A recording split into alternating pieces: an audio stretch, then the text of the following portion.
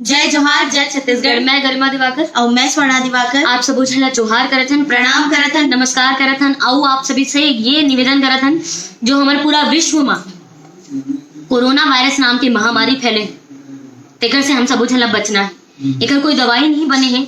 WHO बड़े बड़े doctor के पास एकर कोई दवाई नहीं है। एकर से सिर्फ बचे के उपाय है।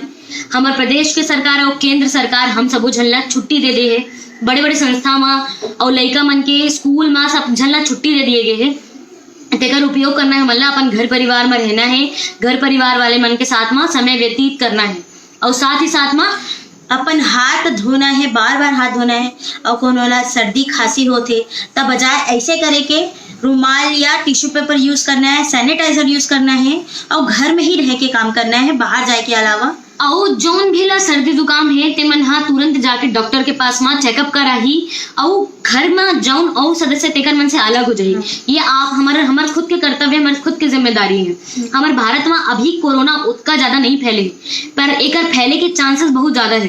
काबर कि हमारे भारत देश में जितना जनसंख्या है ओकर से कहीं ज्यादा जनसंख्या और भी देश मन में है, पर वहाँ के देश मन के जो घर मन है वो दूर दूर में है। हमारे भारत देश जैसे तीर में नहीं है, दूर दूर में है।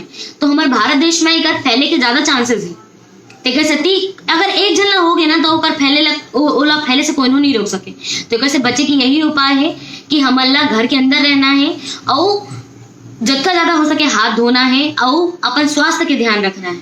और हमारे प्रदेश के, हमारे पूरा केंद्र सरकार के जो प्रधानमंत्री है, हमारे प्रदेश के मुख्यमंत्री है, जो हमारा जनता कर्फ्यू के बारे में कहे गए है, तेका हमारा पालन करना है। हमारा घर में रहना है, घर से कहीं नहीं जाना है और घर में रह के कोरोना से लड़ना है।